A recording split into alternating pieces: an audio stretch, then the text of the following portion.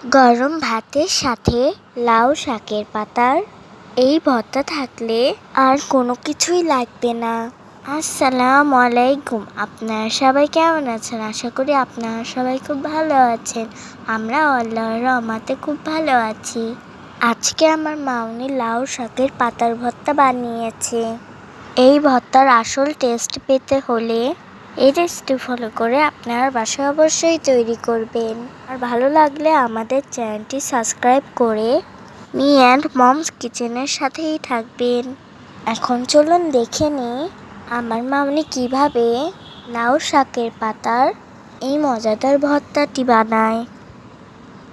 এই ভর্তা বানানোর জন্য নিয়েছে লাউ শাক। লাউয়ের পাতাগুলো খুব ভালোভাবে পরিষ্কার করে ধুয়ে নিয়েছে এবং ছোট টুকরো করে কেটে নিয়েছে। এখন চলুন চলে যাই মেন প্রসেসে। লাউ পাতা ভর্তা করার জন্য চুলায় একটি কড়াই বসিয়ে দিয়েছে। এই কড়াইয়ের মধ্যে খুব সামান্য সরিষার তেল দিয়ে দেবে এবং তেল খুব ভালোভাবে গরম করে নিতে হবে। তেল গরম হয়ে গিয়েছে। এখন এই তেলের মধ্যে দিয়ে দেবে রসুন কুচি, খুব সামান্য পেঁয়াজ কুচি, কয়েকটি কাঁচামরিচ মাঝখান থেকে কেটে দিয়ে দেবে, আর দিয়ে দেবে 2টি শুকনো মরিচ। এখন এই সব কিছু বারবার নেড়ে চেড়ে গোল্ডেন ব্রাউন কালার করে ভেজে নেবে।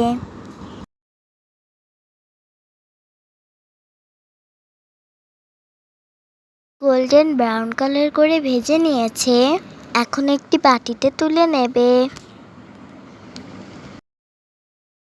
এখন লাউ শাক এই একই কড়াইয়ের মধ্যে দিয়ে দেবে, আর দিয়ে দেবে সামান্য লবণ। এখন খুব ভালোভাবে নেড়ে চেড়ে শাক ভেজে নিতে হবে। শাকের থেকে বেশ অনেকটা পানি বের হয়েছে। এই সমস্ত পানি একেবারে শুকিয়ে যাওয়া পর্যন্ত শাকগুলো নেড়েচেড়ে ভেজে নিতে হবে। এইভাবে চেপে চেপে শাকগুলো ভেজে নিতে হবে। এই কাজটি একটু সময় নিয়েই করতে হবে।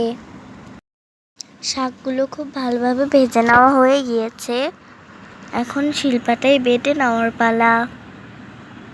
এই শিলপাটায় প্রথমে আগে থেকে ভেজে রাখা রসুন, পেঁয়াজ, কাঁচামরিচ আর শুকনা মরিচ বেটে নেবে।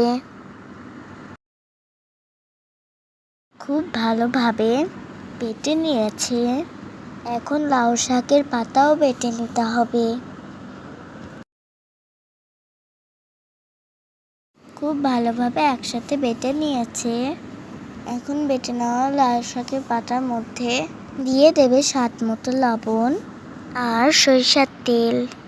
এখন এই উপকরণগুলো খুব ভালোভাবে একসাথে মেখে নিলেই তৈরি হয়ে যাবে খুব মজাদার লাউ শাকের পাতার ভর্তা।